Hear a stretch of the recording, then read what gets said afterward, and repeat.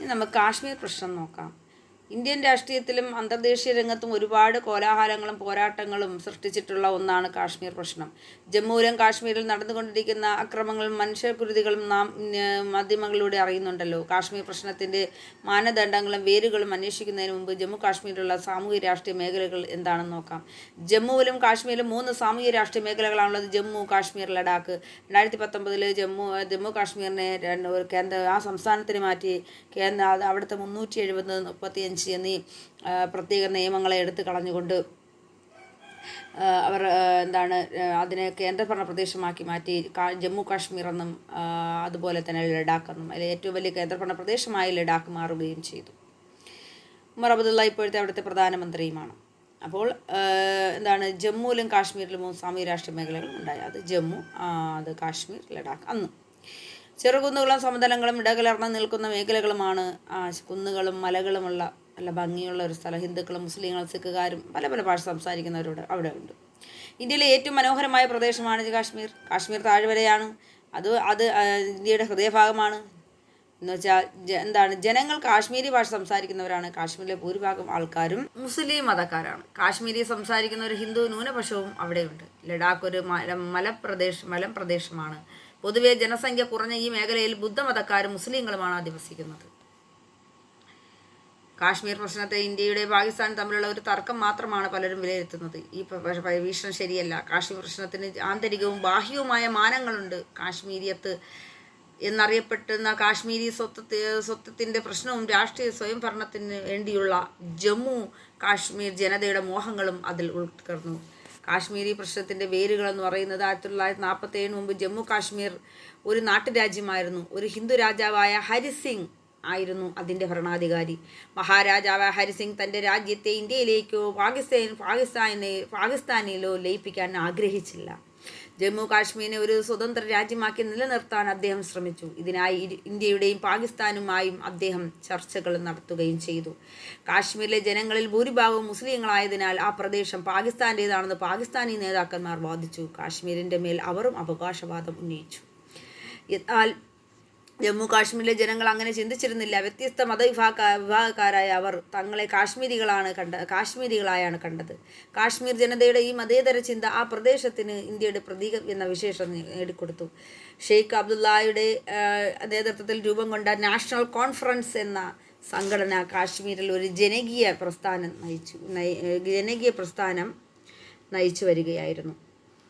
മഹാരാജാവിനെ അധികാരത്തിൽ നിന്ന് പുറന്തള്ളാൻ ഷെയ്ഖ് അബ്ദുള്ള ആഗ്രഹിച്ചു. കാശ്മീരിൻ്റെ സ്വതന്ത്രമായിരുന്ന അദ്ദേഹത്തിൻ്റെ ലക്ഷ്യം എന്നാൽ കാശ്മീരി പാകിസ്ഥാനിൽ ചേരുന്നതിനോട് അദ്ദേഹം എതിരായിരുന്നു. കോൺഗ്രസുമായി സുദീർഘമായ ബന്ധമുണ്ടായിരുന്ന നാഷണൽ കോൺഫറൻസ് ഒരു മതേതര സംഘടനയായിരുന്നു. അതിൻ്റെ സ്ഥാപകനും നേതാവുമായ ഷെയ്ഖ് അബ്ദുള്ളക്ക് നെഹ്റു ഉൾപ്പെടെയുള്ള പ്രമുഖ ദേശീയ നേതാക്കന്മാരുമായി സൗഹൃദവും ഉണ്ടായിരുന്നു. 1947 ഒക്ടോബറിൽ ഗോത്രവർഗക്കാരായ നുഴഞ്ഞുകയറ്റക്കാരെ അയച്ചുകൊണ്ട് പാകിസ്ഥാൻ കാശ്മീർ പിടിച്ചെടുക്കാൻ ശ്രമിച്ചു. സായുധരായ നുഴഞ്ഞുകയറ്റക്കാരും പാക് സൈനികരും ശ്രീനഗറിൽ അടുത്ത് വരെ എത്തി.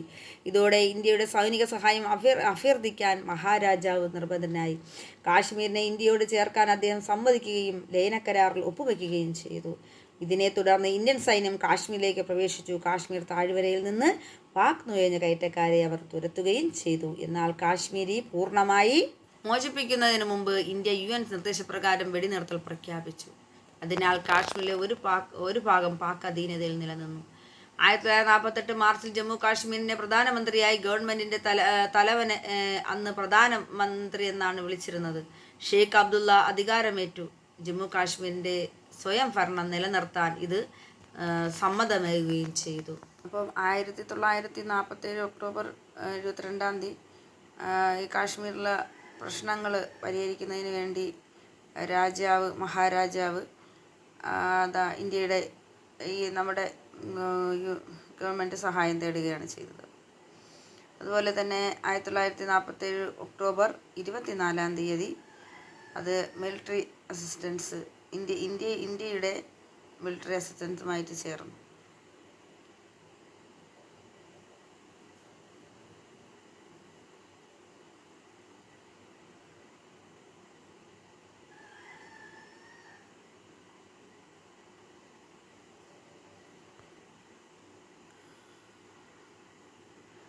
അപ്പോൾ ഇന്ത്യയുമായിട്ട് പാകിസ്ഥാനിൽ കൊടുക്കാൻ ഒരിക്കലും അവരിൽ നിന്ന് രക്ഷ നേടുന്നതിന് വേണ്ടി 1947 ഒക്ടോബർ 22 അവർ സപ്പോർട്ട് ചെയ്തു. പാകിസ്ഥാൻ ആർമിയും കാശ്മീരും കൂടെ അറ്റാക്ക് ചെയ്തു. അത് 1947 ഒക്ടോബർ 24 ആയപ്പോൾ അത് മിലിറ്ററി അസിസ്റ്റൻസുമായിട്ട് അപ്പീൽ ചെയ്തു മഹാരാജാവ്. പിന്നെ അത് കഴിഞ്ഞ് സർദാർ വല്ലഭായ് പട്ടേലും ഇതിന് ഷെയ്ഖ് അബ്ദുള്ളയും സർദാർ വല്ലഭായ് പട്ടേലും 1947 ഒക്ടോബർ 26 ഇതിന് സപ്പോർട്ട് ചെയ്തു. പിന്നെ മഹാരാജാവ് also agreed to install Abdullah as head of the state administration ആയി. അപ്പോൾ പാകിസ്ഥാൻ്റെ ആക്രമണത്തിൽ നിന്ന് രക്ഷപ്പെടുന്നതിന് വേണ്ടി ശ്രീനഗറിൽ ഗാന്ധി സപ്പോർട്ട് ചെയ്തു. അതുപോലെ 1947 October 27 100 plants with the men, material and weapons joined the battle against the invaders.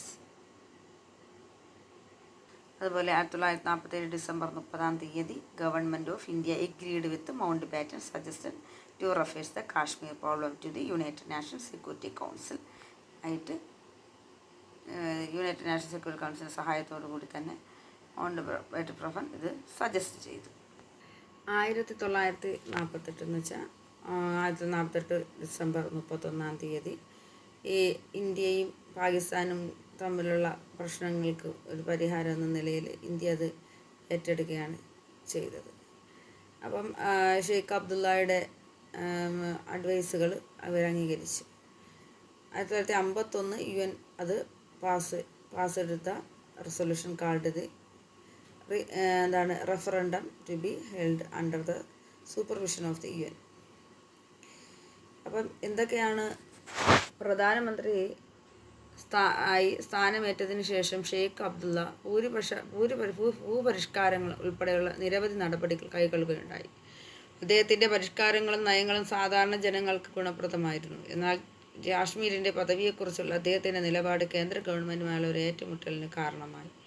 കാശ്മീരിന് പൂർണ്ണ സ്വയംഭരണ അധികാരം വേണമെന്ന് ഷെയ്ഖ് അബ്ദുള്ള ആവശ്യപ്പെട്ടു. കാശ്മീരിന് സ്വാതന്ത്ര്യമേകണമെന്ന് അദ്ദേഹം പരസ്യമായി ആവശ്യപ്പെടാൻ തുടങ്ങി. ഷെയ്ഖ് അബ്ദുള്ളയുടെ വിഭാഗീയ ചിന്തകളെ വെച്ച് ഉറപ്പിക്കാൻ കേന്ദ്ര ഗവൺമെൻറ് തയ്യാറായിരുന്നില്ല. 1953 അദ്ദേഹത്തെ പ്രധാനമന്ത്രി പദത്തിൽ നിന്ന് പിരിച്ചുവിടുകയും ഏറെക്കാലം വീട്ടുതടങ്കിൽ പാർപ്പിക്കുകയും ചെയ്തു.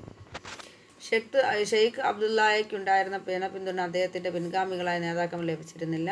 അവർ സംസ്ഥാനം ഭരിച്ചതും അധികാരം നിലനിർത്തിയതും മുഖ്യമായും കേന്ദ്രത്തിൻ്റെ പിന്തുണയോടെ ആയിരുന്നു. സംസ്ഥാനത്തുണ്ടായ വിവിധ തെരഞ്ഞെടുപ്പുകളിൽ വൻ അഴിമതിയും കൃത്രിമം നടന്നുവെന്ന ഗുരുതരമായ ആരോപണങ്ങൾ ഇടക്കാലത്ത് ഉയർന്നു വരികയും ചെയ്തു.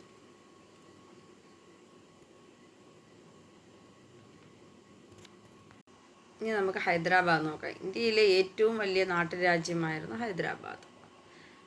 ഇന്ന് ഈ ഹൈദരാബാദ് തെലങ്കാനയിലാണ്. തെലങ്കാനയുടെ തലസ്ഥാനമാണ് ഹൈദരാബാദ്. ഒരു കാലത്ത് അത് ആന്ധ്രാപ്രദേശിൻ്റെ തലസ്ഥാനമായിരുന്നു. ആ ആന്ധ്രാപ്രദേശിനെ വിഭജിച്ചാണ് തെലങ്കാന എന്നൊരു പുതിയ സംസ്ഥാനം രൂപീകരിച്ചത്. അപ്പോൾ ഇന്ത്യയിലെ ഏറ്റവും വലിയ നാട്ടുരാജ്യമായിരുന്ന ഹൈദരാബാദ് ഏതാണ്ട് രാജ്യത്തിൻ്റെ മധ്യഭാഗത്താണ് സ്ഥിതി ചെയ്തിരുന്നത്. ഹൈദരാബാദിലെ ഭരണാധികാരിയുടെ സ്ഥാനപ്പേര് നൈസാം എന്നായിരുന്നു. നൈസാം ലോകത്തിലെ സമ്പന്ന വ്യക്തികളിൽ ഒരാളായിരുന്നു.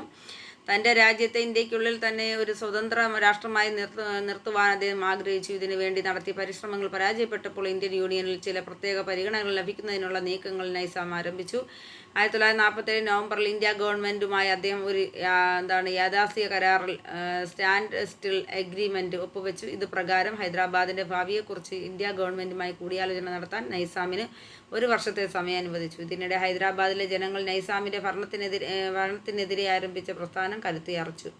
നൈസാമിൻ്റെ മർദ്ദക ഭരണത്തിൽ ഇരകളായ തെലങ്കാന മേഖലയിലെ കർഷകർ അദ്ദേഹത്തിനെതിരെ രംഗത്ത് വന്നു. നൈസാം ഭരണത്തിന് കീഴിൽ ഏറ്റവും മോശമായ പീഡനം അനുഭവിച്ചിരുന്നത് സ്ത്രീകളായിരുന്നു. അതിനാൽ പ്രക്ഷോഭത്തിൽ അവരും ധാരാളമായി പങ്കെടുത്തു. കമ്മ്യൂണിസ്റ്റുകളും ഹൈദരാബാദ് കോൺഗ്രസും ഈ പ്രസ്ഥാനത്തിൻ്റെ മുൻനിരയിലുണ്ടായിരുന്നു. പാകിസ്ഥാനുമായി രഹസ്യബന്ധം സ്ഥാപിച്ചുകൊണ്ട് തനിക്കെതിരെ ഉയർന്നു വന്ന പ്രക്ഷോഭത്തെ അടിച്ചമർത്താൻ നൈസാം പരിശ്രമിച്ചു. മുസ്ലിം മതഭ്രാന്തന്മാരുടെ ഭീകര ഗ്രൂപ്പായ റസാക്കർ എന്ന അർദ്ധ സൈനിക വിഭാഗത്തെ ഉപയോഗിച്ച് അദ്ദേഹം ഇന്ത്യക്കകത്ത് ഭീകരവാഴ്ച അഴിച്ചുവിട്ടു. റസാക്കർ നടത്തിയത് ക്രൂരതകൾ അതിരുണ്ടായിരുന്നില്ല. കൊള്ളയും കൊലയും നിർബാധം നടത്തി അവർ സ്ത്രീകളെയും വെറുതെ വിട്ടില്ല. പലരും മാനഭംഗത്തിനിരയായി. മുസ്ലിങ്ങളാണ് മുഖ്യമായും ഇരകളായത്. ഹൈദരാബാദിലൂടെ കടന്നു പോകുന്ന തീവണ്ടികളും റസാക്കർമാർ ആക്രമിച്ചു. സ്ഥിതിഗതികൾ അത്യധികം വഷളായപ്പോൾ കേന്ദ്ര ഗവൺമെൻറ് സൈനികമായി ഇടപെടാൻ തന്നെ തീരുമാനിച്ചു. 1948 സെപ്റ്റംബറിൽ ഇന്ത്യൻ പട്ടാളം ഹൈദരാബാദിൽ പ്രവേശിച്ചു. 4 ദിവസത്തെ പോരാട്ടത്തിന് ശേഷം നൈസാം കീഴടങ്ങി. 1950 ജനുവരി 26 ഹൈദരാബാദ് ഔദ്യോഗികമായി ഇന്ത്യൻ യൂണിയൻ ലയിച്ചു.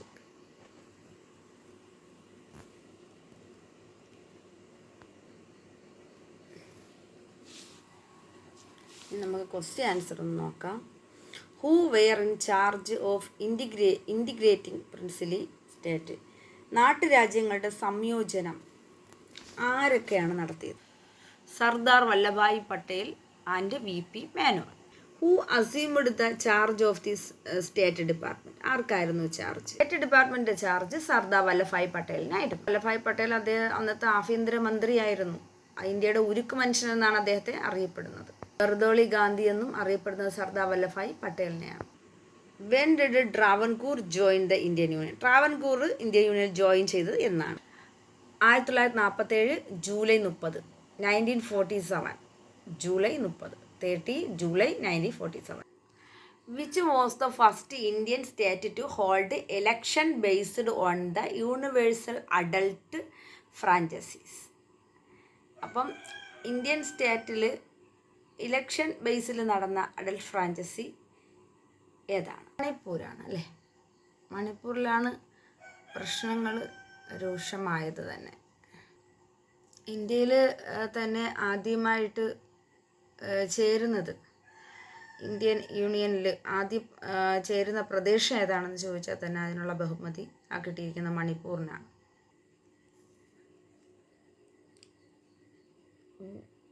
Which princely state joined India through a പ്ലിബിസിറ്റി?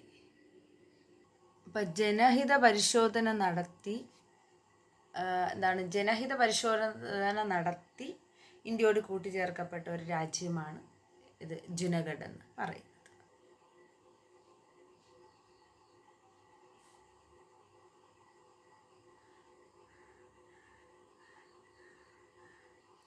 എപ്പോഴാണ് ജമ്മു കാശ്മീരിനെ ഇന്ത്യയുടെ അസൈഡ് ചെയ്തത്? ജമ്മു കാശ്മീരിനെ കൂട്ടിച്ചേർത്തത് 1947 ഒക്ടോബർ 26. 26 ഒക്ടോബർ 1947 കൂട്ടിച്ചേർക്കപ്പെട്ടത്. Which princely state sign as a standstill agreement with India?